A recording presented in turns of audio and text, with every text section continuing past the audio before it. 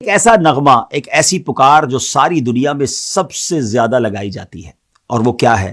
وہ اذان ہے۔ اللہ اکبر، اللہ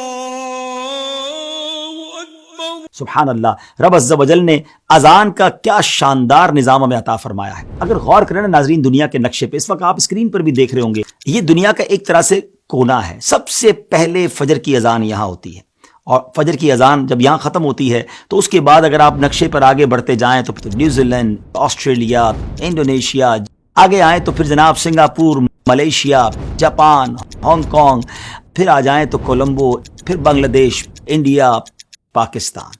ہمارے وطن پاکستان میں پھر فجر کی اذانوں کا سلسلہ ہوتا ہے، پھر یہ سلسلہ آگے چلتا ہے تو اس کے بعد آپ آگے چلیں تو عرب ممالک، گلف ایریاز، اور پھر آگے چلیں تو یورپی ممالک، پھر امریکہ اور کینیڈا میں اذان فجر ہوتی ہے۔ جیسے ہی یہ اذان فجر وہاں ختم ہونے کا وقت ہوتا ہے تو جناب پھر فجی میں ظہر کا وقت شروع ہو جاتا ہے۔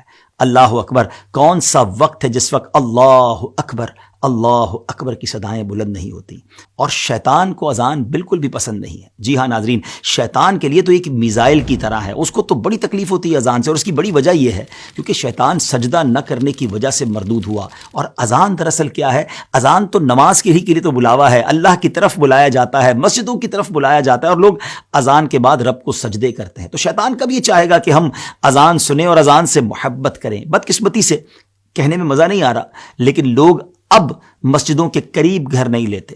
مسجد کے قریب پراپرٹی تھوڑی سی کم قیمت پہ بکتی ہے، اور شاید اس کی وجہ یہ ہے کہ اذان کی آواز زیادہ آئے گی، یا تھوڑا سا پارکنگ وغیرہ کا شاید پرابلم نہ ہو جائے۔ نہیں ناظرین، مسجد تو اللہ کی پسندیدہ جگہ ہے زمین پر۔ ہمیں تو ایسی جگہ گھر لینا چاہیے کہ جہاں عاشقان رسول کی مسجد قریب ہو، جہاں ہم نمازیں با جماعت ادا کر سکیں، اور ہمارے گھروں میں اذان کی آواز آئے۔ احادیث میں مضمون ملتا ہے کہ جب اذان ہوتی ہے تو شیطان جو ہے وہ روحا تک چلا جاتا ہے۔ مدینہ پاک سے روحا جو ہے وہ آلموسٹ 36 مائلز ہے، یعنی اذان کی آواز سے شیطان اتنا دور بھاگ جاتا ہے۔ تو اگر ہمارے گھروں میں اذان کی آواز آئے گی تو شیطان انشاءاللہ ہمارے گھروں سے بھی دور بھاگ جائے گا۔ بلکہ امیر اہل سنت جو فاؤنڈر آف دعوت اسلامی ہے، انہوں نے تو بڑی ایک پیاری نیت بھی ہمیں عطا فرمائی کہ اپنے گھر میں جب روشن دان بنائیں، ہم کھڑکیاں تو بناتے ہی ہیں نا، ایک تو نیت یہ ہوتی ہے کہ اس میں سے ہوا آئے گی، روشنی آئے گی، مگر ایک نیت اور شامل کر لیں کہ اس میں سے اذان کی آواز بھی میرے گھر میں آئے گی، تو سبحان اللہ کتنی برکتیں حاصل ہو جائیں گی، اور کھڑکی بنانے کا بھی ہمیں ثواب ملے گا۔ تو ناظرین، بلکہ اذان تو اتنی بڑی نعمت ہے کہ اگر اذان کا جواب دیا جائے، احادیث میں یہ مضمون ملتا ہے کہ اگر